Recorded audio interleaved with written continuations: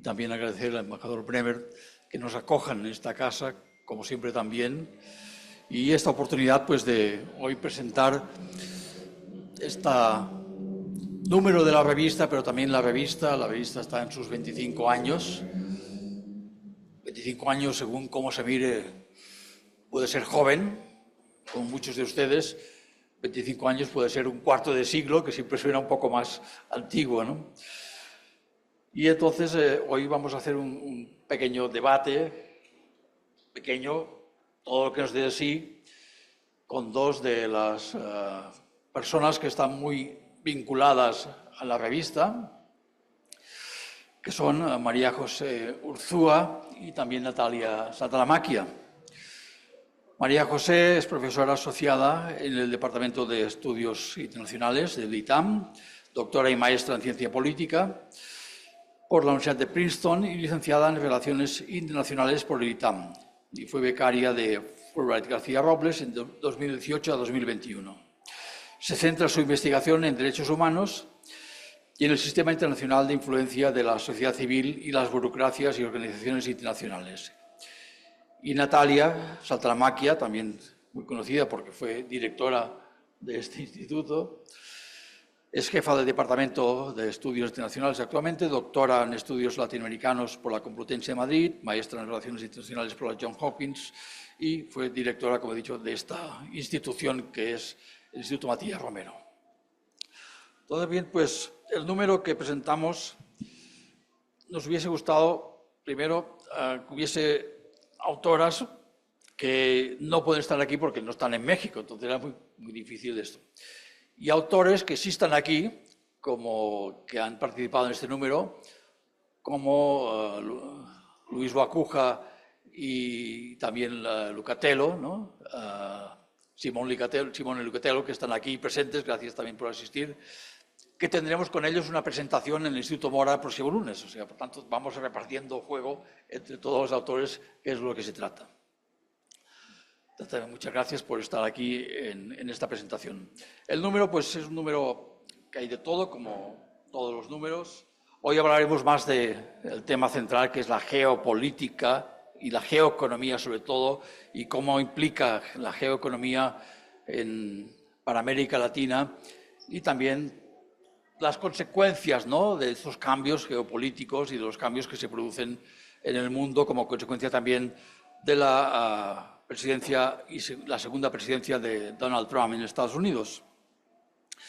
Solo para hacer una presentación, antes de dar la palabra a las ponentes, que tenemos artículos dedicados explícitamente a la geoeconomía de Latinoamérica.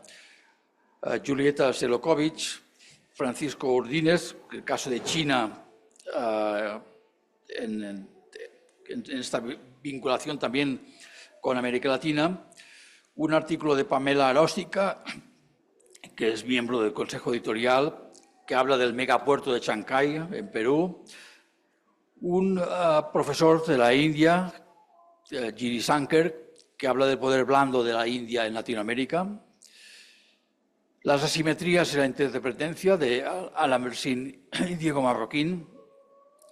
También los nuevos desafíos con Canadá, del profesor Gistrolas, de ITAM.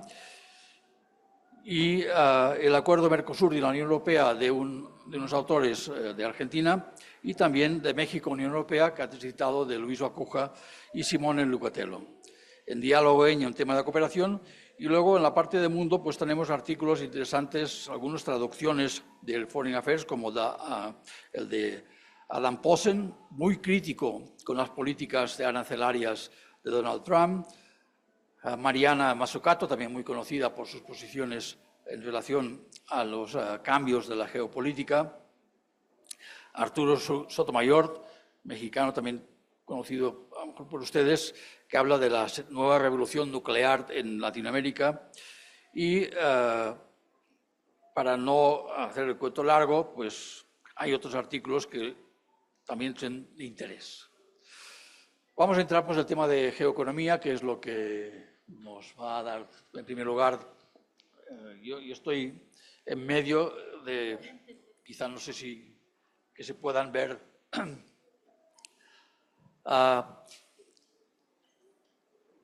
Me toca hacer de moderador, pero yo creo que tanto Natalia como María José son muy moderadas y en todo caso me tendrán que moderar a mí. La geoeconomía, yo soy economista, nadie es perfecto, soy doctor en economía más o menos. Este mes pasado de agosto se cumplió mis 48 años y 11 meses de profesor de economía en la Autónoma de Barcelona. No está mal, pero ya acabé como profesor emérito. Por tanto, digo, sí me he pasado muchos años haciendo economía. Cada día se aprende en economía. Y la geoeconomía es algo que a veces los economistas no comprenden muy bien. Entendemos los modelos, si el modelo falla es porque la realidad falla, no el modelo. Para los economistas el modelo nunca falla, falla la realidad, ¿no? Y en mi visión ya más madura, ¿no? Lo que pienso es que los economistas deben saber más geoeconomía. No es una ciencia exacta, pero evidentemente es imposible hoy ser economista sin saber geoeconomía. Y por eso también en los últimos años he venido dando clases de geoeconomía para economistas. Entonces la geoeconomía es algo que se supone que son instrumentos económicos, ¿no? Para influir, ¿no? Objetivos políticos o geopolíticos.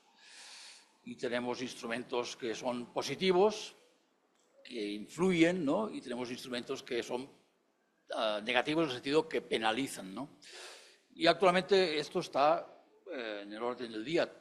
Constantemente estamos viendo como, por ejemplo, ¿no? Los aranceles que se utilizaban en el sentido positivo, acuerdos de libre comercio, se vuelven en el sentido negativo, guerra comercial, ¿no? Y que más que ustedes en México o en Europa lo sabemos, lo sabe China, lo sabe la India, lo sabe Brasil, ¿no? Entonces, bueno, mi primera pregunta sobre el tema, y dirigido quizá más a María José, luego ya entraremos con Natalia, es dónde se encuentra Latinoamérica, ¿no? En esta situación geopolítica y cuál es la situación de la geoeconomía en Latinoamérica en este, yo no sé si llamarle nuevo orden internacional o viejo desorden internacional, pero en todo caso la situación que se encuentra en Latinoamérica, como aquí expresamos en esta portada, ¿no? En este yunque entre Estados Unidos y China, ¿no? En esta apretada, podrá salir de este apretón, ¿no? Que Boligán nos expresa en nuestra portada. María José, tienes la palabra. Bueno, muchísimas gracias, Jordi, y gracias también a Gerardo Valenzuela, a todo el equipo de Foreign Affairs Latinoamérica por la invitación a presentar el más reciente número de la revista el día de hoy, y gracias también al Instituto Matías Romero, al embajador Bremer, por el espacio para hacer esta presentación. Y pues sí, como Jordi menciona, el nuevo número de la revista se centra en un tema importantísimo, que es el desafío para Latinoamérica en la era de la geoeconomía, un tema muy actual. ¿Dónde está América Latina situada en esta nueva era? Que es la pregunta de Jordi. Bueno, para responder, así, paso a paso, igual quisiera retomar primero la definición de la geoeconomía para hacerle justicia a la revista, que el artículo en el cual se desarrolla más conceptualmente qué es la geoeconomía es en el de Julieta Selikovic. Y bueno, Selikovic define geoeconomía como las acciones en las que se ejerce poder mediante herramientas económicas para alcanzar metas de carácter geopolítico y estratégico, ¿no? Es decir, el tomar decisiones de índole económica con fines no económicos y específicamente para ejercer poder en el sistema internacional. Y pues un actualísimo ejemplo de ello, por supuesto, que directamente interpela a México, a América Latina y al mundo en general, es la amenaza de Trump, ¿no? De imponer aranceles si considera que no ha habido suficientes avances, por ejemplo, en el caso de México, en el combate al narcotráfico. Y pues sí, las herramientas geoeconómicas, dice Selikovic, y como ya también lo mencionó Jordi, pueden ser garrotes o zanahorias, ¿no? Garrotes, pues, cuando se trata de medidas coercitivas, como por ejemplo los aranceles, pero también las sanciones económicas por la falta de respeto a los valores democráticos y a los derechos humanos en Venezuela, o la presión de Estados Unidos sobre Brasil para excluir a Huawei como proveedor en la licitación del 5G, O también, por ejemplo, las restricciones de los gobiernos argentinos a la explotación de hidrocarburos por parte de empresas británicas que no reconocen los derechos soberanos de Argentina sobre las Islas Malvinas, porque hay que decir también que Latinoamérica puede hacer uso de las herramientas geoeconómicas también y no solo ser víctima de las herramientas geoeconómicas, aunque es cierto, por supuesto, que más comúnmente ha sido objeto de las herramientas geoeconómicas antes que el actor que ejerce la acción.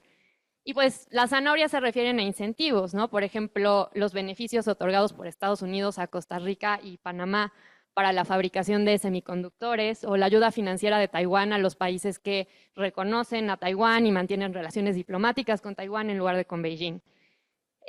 Las herramientas geoeconómicas creo que también es importante decir que siempre han existido, pero es cierto que con el segundo mandato de Trump su uso se ha intensificado, ¿no? Y a la competencia hegemónica con China se le suma ahora la ambición por redefinir las reglas de la globalización, el alejamiento del multilateralismo, el uso más intenso de la coerción económica en temas como tecnología, narcotráfico e inmigración.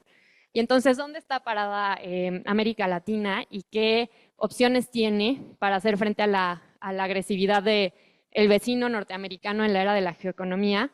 Pues bueno, yo aquí basándome 100% en mi lectura del número de FAL, diría que la mayoría de los autores coinciden en una opción que creo que no es realmente muy alentadora para México, y después hablaré por qué no es muy alentadora para México, pero esta opción es mirar hacia otro lado. ¿Y hacia dónde? Varios de los autores de Foreign Affairs sugieren que hacia Europa. No es sobre América Latina, pero en su artículo Atanasios Christoulas habla sobre el gobierno canadiense de Mark Carney y cómo este buscará priorizar la expansión de sus relaciones comerciales con la Unión Europea. Y dice que en Canadá incluso se habla de una potencial alianza aduanera con Europa. El artículo de Nicolás Pose Ferraro y José Víctor Fierro sobre las negociaciones del acuerdo de Mercosur y la Unión Europea, aquí los autores mencionan que aunque las negociaciones del acuerdo se dieron desde el lejano 1999, el impulso quizá definitivo se dio recientemente con la guerra en Ucrania, las crecientes tensiones entre Occidente y China y el segundo mandato de Trump. Tanto los socios europeos como sudamericanos, mencionan los autores, entienden que es un buen momento para diversificar aliados y riesgos comerciales. Y Luis Guacuja y Simone Lucatello escriben sobre las negociaciones para modernizar el acuerdo global entre México y la Unión Europea. Mencionan que las negociaciones de modernización empezaron desde 2016 y se prolongaron hasta 2025, cuando, antes del regreso de Trump a la presidencia estadounidense, México y la Unión Europea anuncian el cierre definitivo de las negociaciones y la reactivación del proceso de firma y ratificación del acuerdo global. Guacuja y Lucatello argumentan que uno de los principales incentivos para concluir la renegociación del tratado es la diversificación comercial de los estados involucrados. Pues para 2024 la Unión Europea se consolidaba ya como tercer socio comercial de México y como el segundo inversionista extranjero directo. A su vez, México se ha convertido, dicen los autores, en un punto de conexión estratégica para la Unión Europea hacia el mercado norteamericano y hacia América Latina. Que por cierto, apenas el miércoles la Comisión Europea propuso al Consejo que aplique provisionalmente la parte comercial de los nuevos acuerdos tanto con Mercosur como con México a través de pactos interinos que serían sustituidos por los acuerdos generales una vez que los aprueben individualmente los 27 Estados miembros de la Unión Europea, los cuales nos puede hablar un poco de la premura por concretar estos acuerdos. En contraste con los autores que enfatizan el potencial europeo, Francisco Urdines escribe sobre la mayor presencia de China en Sudamérica y argumenta que se trata de una decisión estratégica de los países de la región. Citándolo, los actores latinoamericanos no fueron peones en un tablero geopolítico mundial, sino jugadores activos que buscaron maximizar sus opciones. En su artículo en FAL, Urdines argumenta que los países sudamericanos fomentaron el acercamiento con China a través de mecanismos de arriba hacia abajo y de abajo hacia arriba. De arriba hacia abajo, los gobiernos actuaron como intermediarios al canalizar inversiones chinas hacia necesidades subnacionales. y de abajo hacia arriba los actores subnacionales y privados tomaron la iniciativa. Un ejemplo de ello podría ser el desarrollado por Pamela Aróstica Fernández en su artículo sobre el megapuerto de Chancay en Perú. Y en este caso, una empresa minera peruana contactó directamente a COSCO Shipping para desarrollar el puerto. Y con el megapuerto de Chancay se inaugura una ruta marítima directa entre China y Latinoamérica y se vuelve un componente estratégico de la iniciativa de la franja y la ruta. Ahora bien, ¿por qué digo que México está en una situación un poco diferente y quizá no la más alentadora? Es que México no tiene las mismas opciones que los países sudamericanos, ¿no? Porque de acuerdo con datos del Banco de México, el 83% de las exportaciones mexicanas se dirigen a Estados Unidos y además de la interdependencia económica, se suma el que compartimos con Estados Unidos una frontera por la que cruzan enormes cantidades de droga y grandes números de personas indocumentadas, ambas agendas prioritarias para el gobierno de Trump. Y ello pues nos vuelve enormemente susceptibles al uso de herramientas geoeconómicas por parte de Estados Unidos, es decir, a amenazas en temas económicos para obtener beneficios en otras agendas, como la migración o la seguridad. Y bueno, por ello creo que mirar hacia otro lado en realidad es una estrategia no tan viable para México.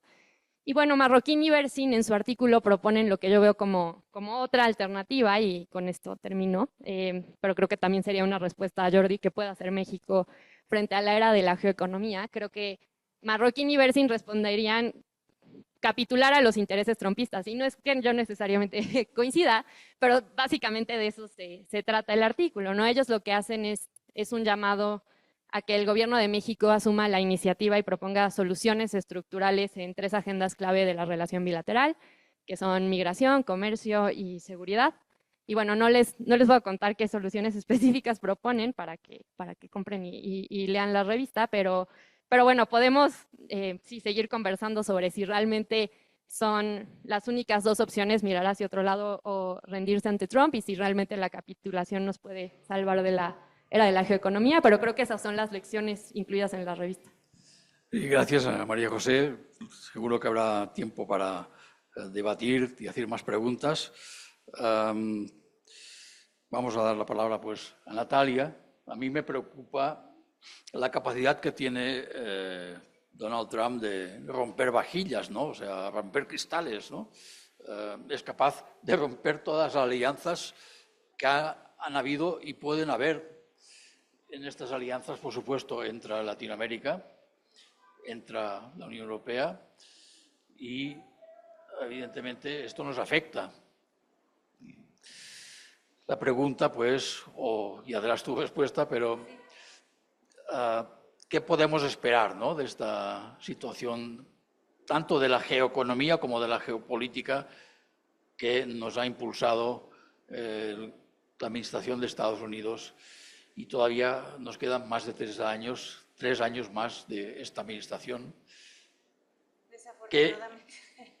O afortunadamente, digo, a veces hay que romper algunos cristales para volver a componer alguna cosa, ¿no? El tema es si es componible o no. Trump es el disruptor en jefe, ¿no? Esto es cierto. Muchas gracias al Matías Romero por recibirnos en la Feria del Libro. Muchas gracias al embajador Bremer por estar aquí presente también en esta presentación de Foreign Affairs Latinoamérica. Es un verdadero placer estar de vuelta siempre en esta casa. Justo el número que estamos presentando tiene toda una parte de artículos dedicados a Estados Unidos y Trump.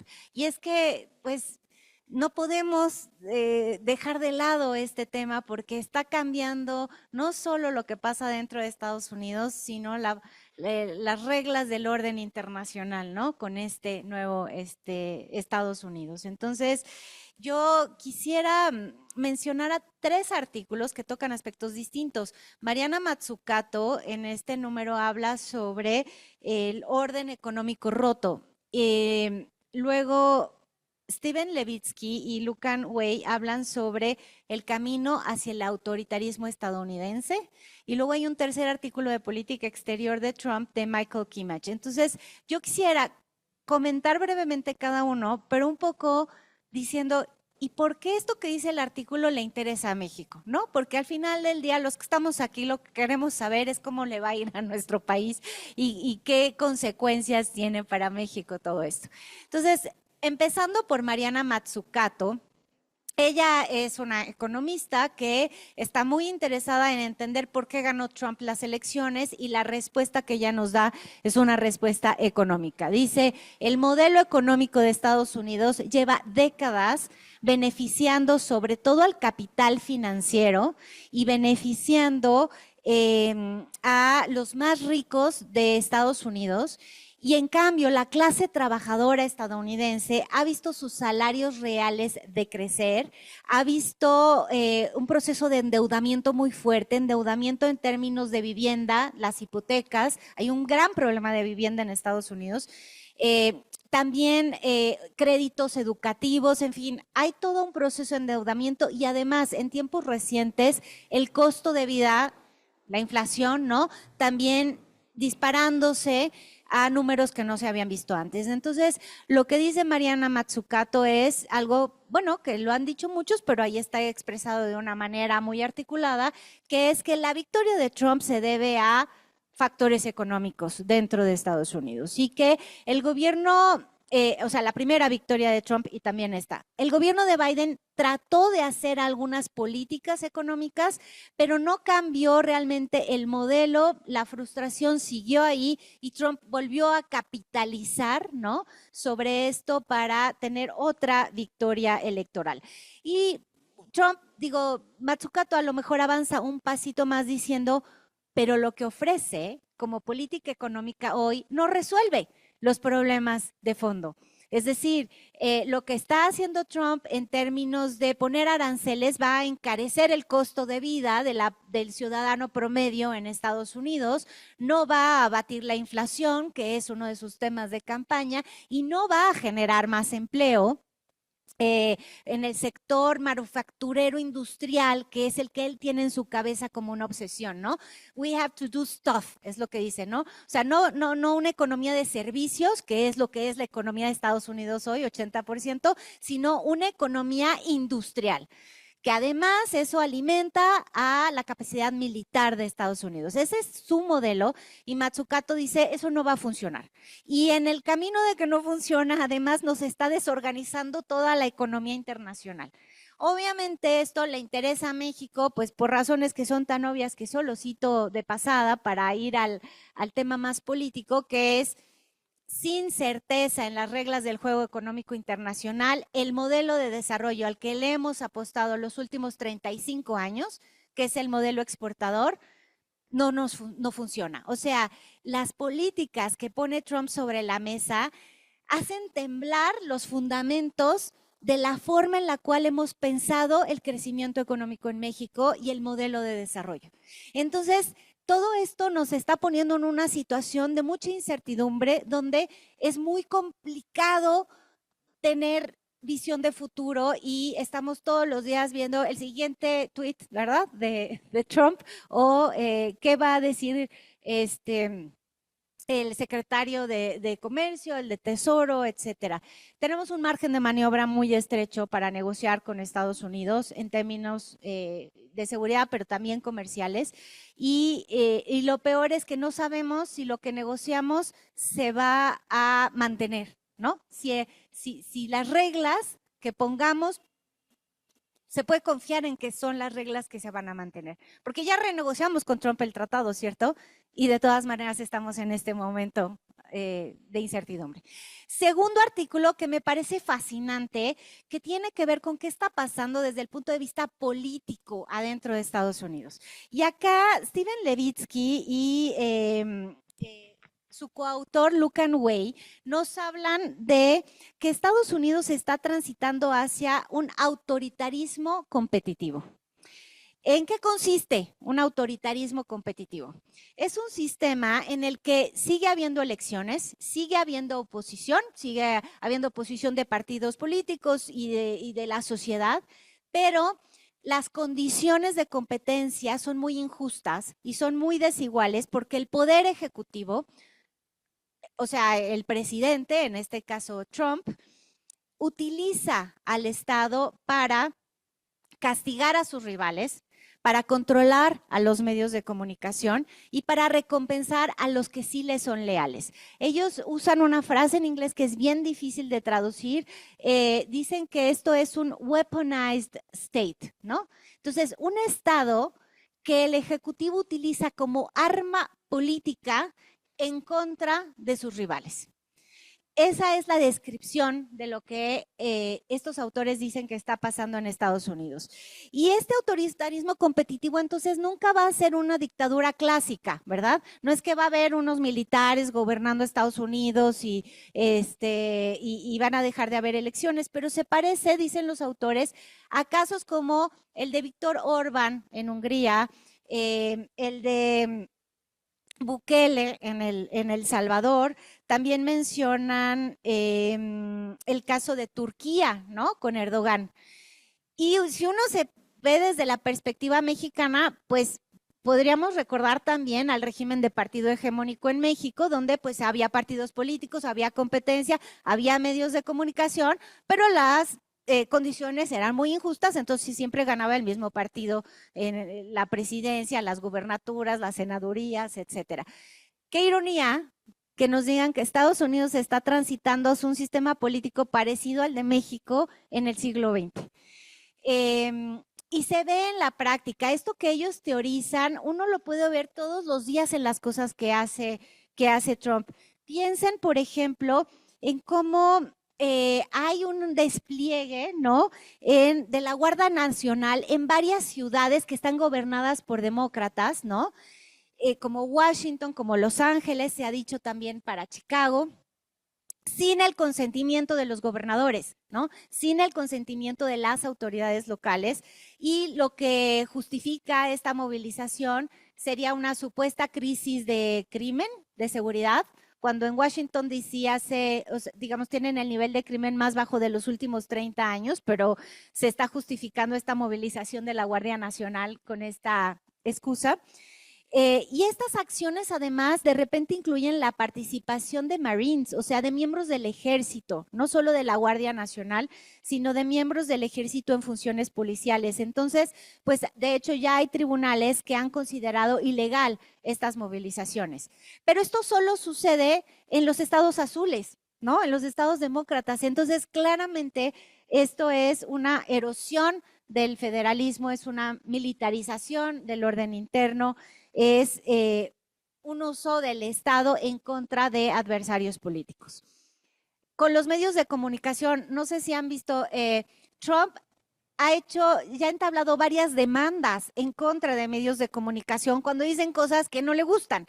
La más famosa ahorita es la demanda contra CBS, que es la televisora que transmite el famoso programa 60 Minutes y que los demanda porque en la entrevista que le hicieron a Kamala Harris durante la campaña electoral, pues ellos la editaron para que fuera más corta. Y entonces Trump dijo que la editaron para beneficiar a Kamala y perjudicarlo electoralmente a él.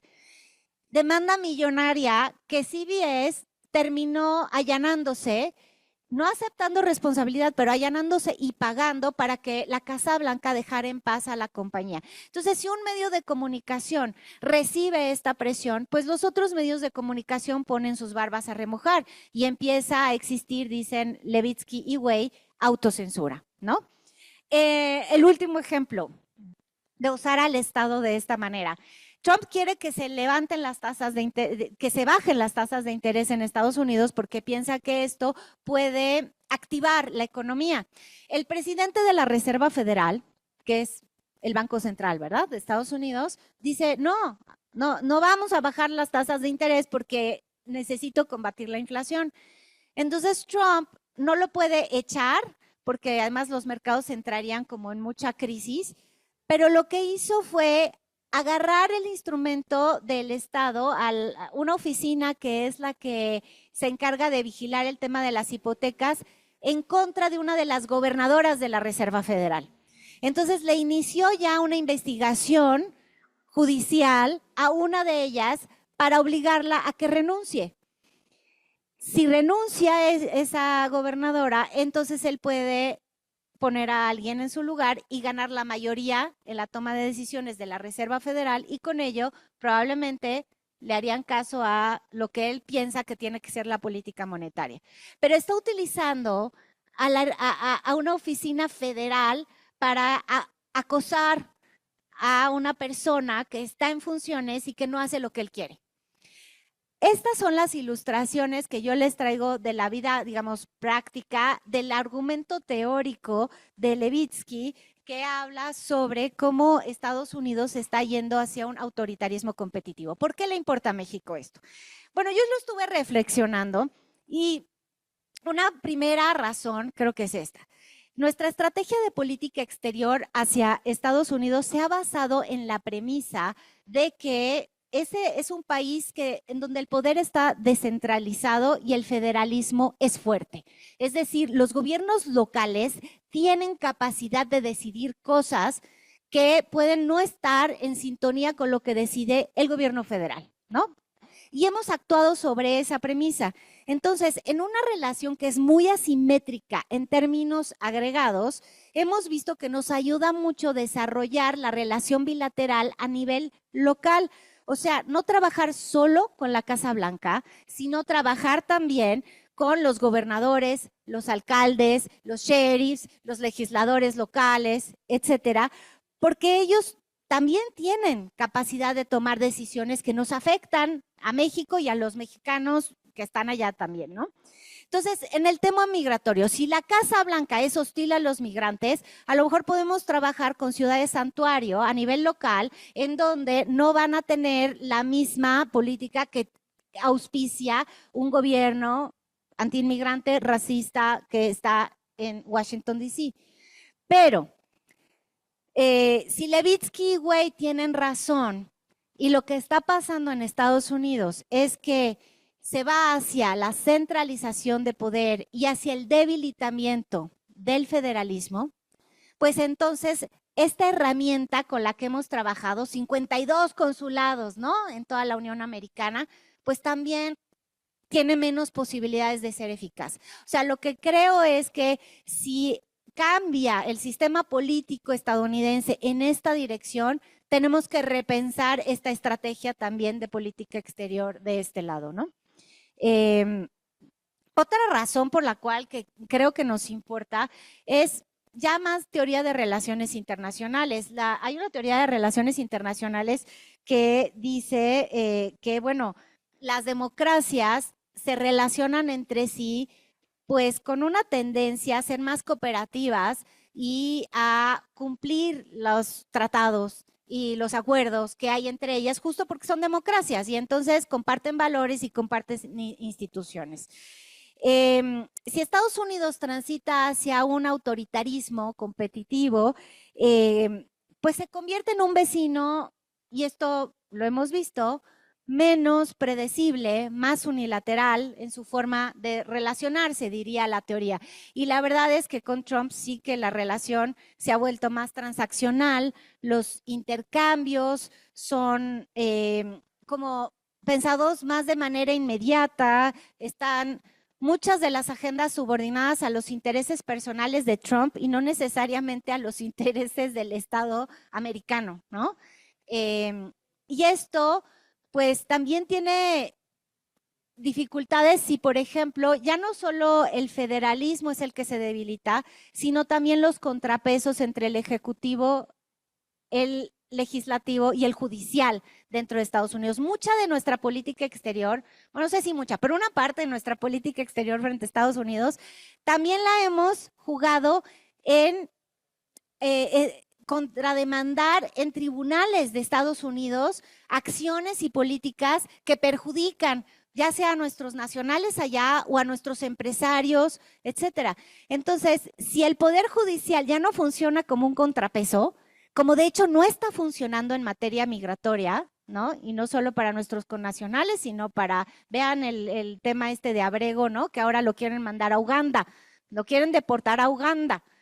Y no ha habido manera, ¿no?, de que el Poder Judicial ponga un remedio. Bueno, pues justo eso, ¿no? Si eso pasa, para nosotros es más difícil relacionarnos con Estados Unidos porque regreso a mi argumento original.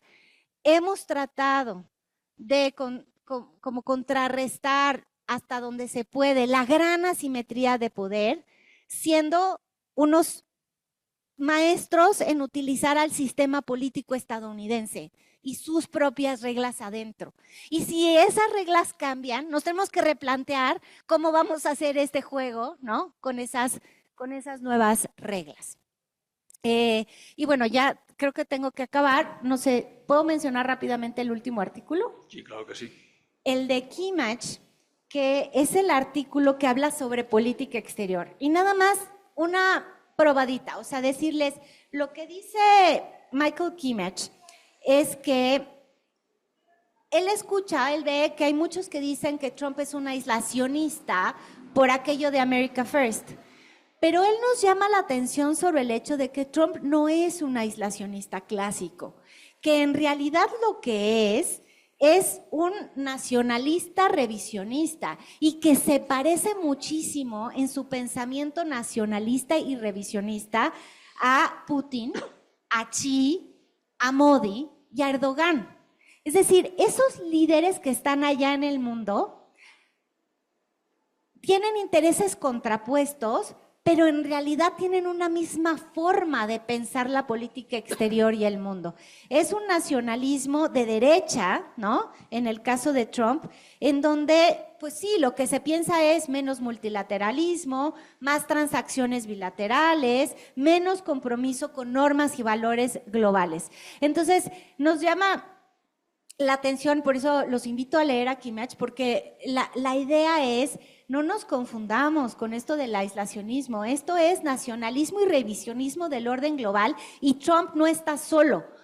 En realidad, muchos países, digamos, de nivel potencia o de nivel intermedio en la escala de poder global están en la misma dirección y eso es lo que lo hace también un desafío más grande, porque no es como que Estados Unidos está marcando un script que solo Estados Unidos cree, en términos de desafiar algo orden que llamábamos liberal, global, internacional, ¿no?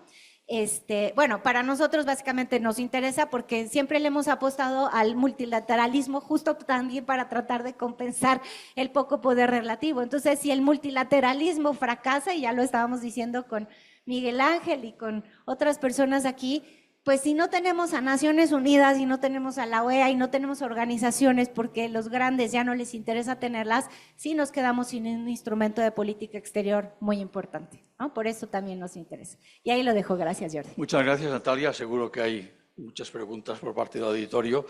Solo un apunte sobre tu reflexión.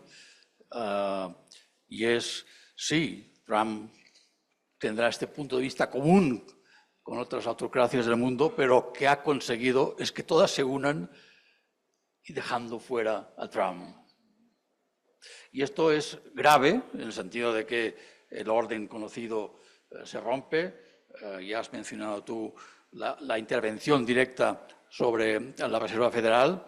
Pensad que el mandato de los miembros del board de la Reserva Federal, quien toma decisiones es el Open Market Committee, donde están los representantes de la Reserva Federal, pero los miembros del board que nombra el presidente y ratifica el Senado tienen 14 años de mandato. Eso es lo que le da independencia.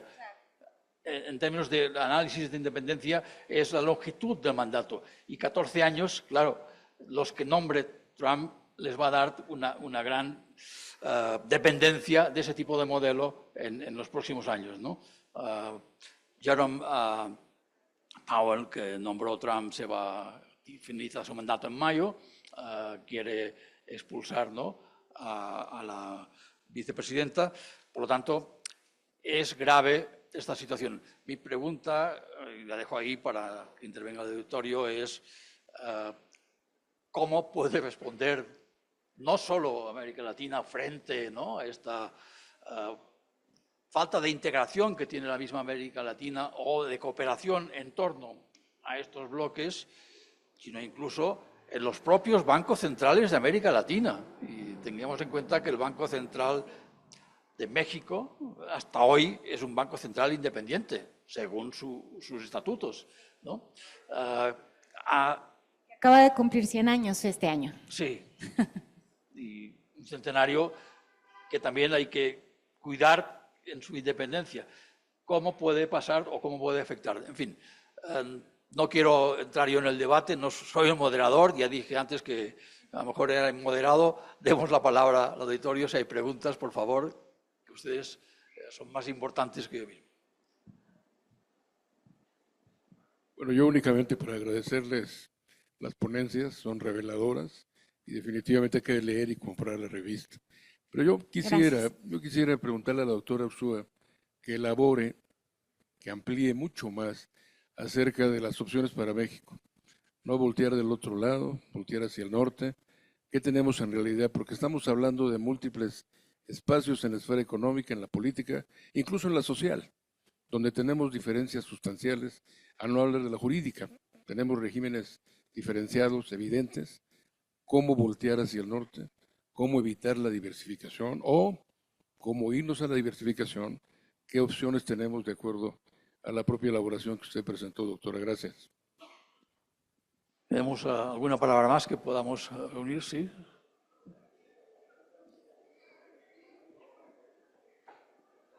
Bueno, me voy a quedar sentada porque traigo muchos libros, pero mi pregunta va más enfocada precisamente como por la línea que iba el orador anterior, ya que pues esta famosa frase de que México está tan lejos de Dios y tan cerca de Estados Unidos, ¿cómo México puede hacer crecer su economía cuando se enfrenta a ser la zona de influencia de un país tan grande y tan poderoso como lo es Estados Unidos, sin enfrentarse a retos más grandes?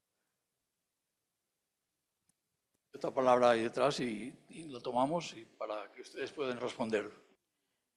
¿Qué tal? Mucho gusto. Mi pregunta va enfocada o es un poco rebuscada, pero mencionaban sobre las medidas geopolíticas y geoeconómicas. Y se mencionaba el caso de Putin y varios líderes autoritarios, bueno, autocráticos que existen alrededor del globo. Y respecto a las medidas lo empecé a relacionar al inicio de la guerra con Ucrania. Bielorrusia actuó como un mediador, un intermediario en la cuestión entre la Unión Europea, Ucrania y Rusia.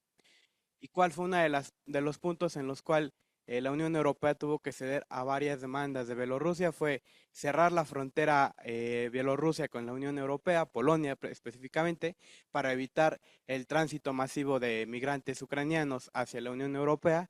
Y que algo que también pasó en México durante la época de la pandemia fue que para que México recibiera los primeros lotes de vacunas Pfizer, que México regulara el tránsito de migrantes en la frontera azul con Tapachula, o en Tapachula con Guatemala, y que, ¿por qué no México ante el tema de migración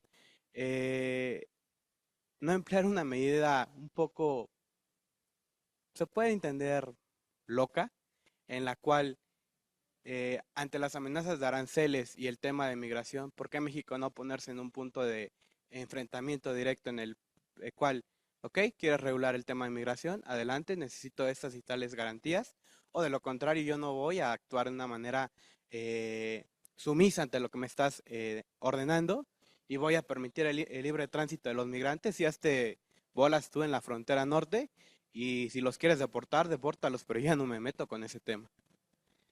México puede tener esa postura, actuar en las circunstancias en las que se encuentra ante el tema de los aranceles o otras medidas económicas que puede tratar de imponer Estados Unidos a México y a Latinoamérica. Gracias. Gracias. Bueno, pues damos respuesta. María José, si quieres.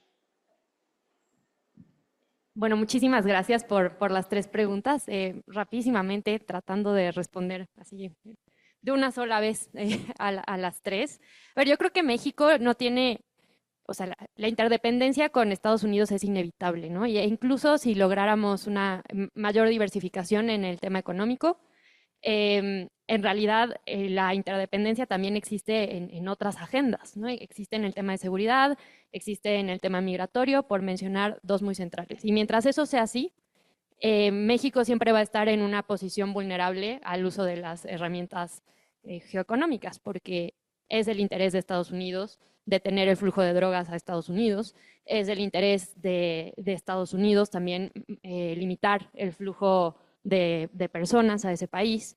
Y entonces, pues yo creo que a México no le queda más que trabajar en la relación bilateral, como yo creo que, por cierto, se ha hecho de una manera muy apropiada ante circunstancias muy difíciles en el gobierno actual, y tratar de encontrar puntos de encuentro, ¿no? Yo creo que, por ejemplo, es una buena noticia que ante la visita de Marco Rubio se hable de un mecanismo de diálogo constante para trabajar en los acuerdos mutuos, que no quedan claros cuáles son, pero bueno, los acuerdos mutuos a los que se llegó en temas de seguridad. Yo creo que es importante la institucionalidad y que existan esos espacios de diálogo para tener puntos de encuentro. Dicho eso, yo creo que, por supuesto que México debe aspirar a ser menos dependiente en el tema comercial de Estados Unidos, y me gustan las ideas propuestas en el texto con respecto al acercamiento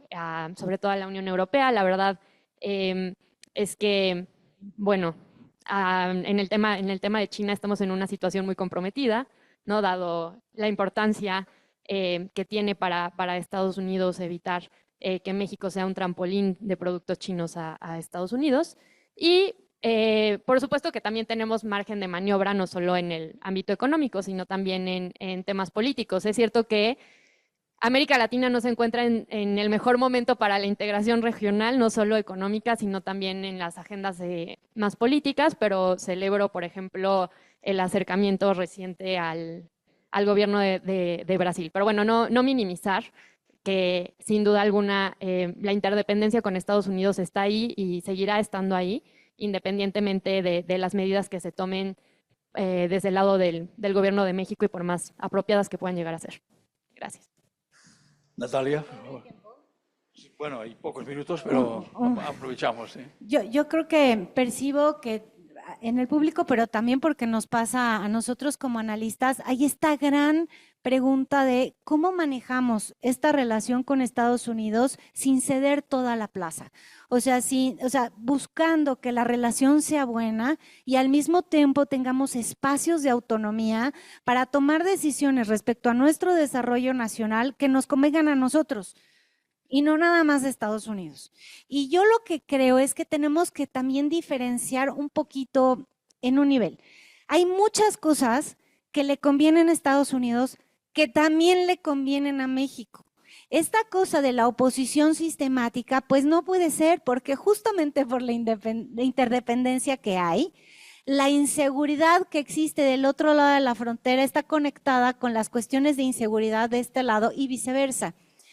¿Qué quiero decir? Hay decisiones del Estado mexicano que tiene que tomar, que están alineadas con lo que Estados Unidos quiere, pero que también son el interés nacional legítimo de México. Y entonces no tendríamos que pensarlas como subordinación y sometimiento, sino como algo que hacemos porque el interés nacional dicta que lo hagamos y que al mismo tiempo necesitamos ponernos de acuerdo con Estados Unidos para que lo que hagamos acá funcione. Y esto es muy claro en materia de seguridad y es claro también en materia de migración. Nos preguntaban, ¿por qué Estados Unidos no dice, pues México no establece una posición de, bueno, los migrantes tendrán libre tránsito y ustedes háganse bolas con ellos en la frontera? Pues yo creo que todo país necesita tener una política migratoria donde sepa quién está en el territorio, cómo transita y por qué razones está aquí. Por supuesto, con máximo respeto a la ley, a los derechos humanos, a todas las garantías, ¿no?, que corresponden a una democracia representativa liberal como la que es México. Pero ante la disyuntiva que había puesto Trump en su momento, aranceles o detienen a los migrantes, sí se planteó la Secretaría de Economía el diagnóstico y la alternativa era o tenemos una política de migratoria de contención más grande o hay 2 millones de mexicanos que se van a quedar sin empleo. Ese fue el cálculo específico que hizo la Secretaría de Economía en ese momento. Entonces, es difícil, o sea, gobernar es difícil Gobernar muchas veces es decidir entre cosas malas y tienes que decidir, pues, cuál es la menos peor, ¿no? Y creo que así explicamos esa decisión que habías puesto sobre la mesa. Finalmente, yo creo que esto de la interdependencia es tan grande que incluso el gobierno de la Cuarta Transformación del expresidente López Obrador entendió que la relación con Estados Unidos tenía que asumir esa interdependencia. En el último libro que sacó tiene una frase que dice, yo creo que podemos trabajar con Estados Unidos y que probablemente si ellos respetan, digamos, algunos de nuestra soberanía, porque él siempre habla, ¿no?, en términos de soberanía, vamos a tener que cambiar la frase, y esto es lo que dice el expresidente en su libro, dice, vamos a tener que cambiar la frase para decir, bendito México, cerca de Dios y no tan lejos de Estados Unidos. Lo que les quiero decir es que incluso la izquierda nacionalista del país entiende esa realidad y que los márgenes de maniobra que tenemos que armar requieren un montón de astucia, de trabajo, de equilibrios finos, pero partiendo de esa premisa. Nada más. Muchas gracias, Natalia, muchas gracias, María José, muchas gracias a la institución Instituto Matías Romero y a su embajador, director. Y yo soy el director de la revista Foreign Affairs Latinoamérica. No me he presentado antes, pero me presento al final. Si quieren seguir con la proyección de lo que pasa en la relación América Latina, Europa, México, Unión Europea, les invitamos el próximo lunes a las 11 en el Instituto Mora, que haremos también ese tipo de presentación. Entonces, ya muchas gracias a todos y a todas. Gracias.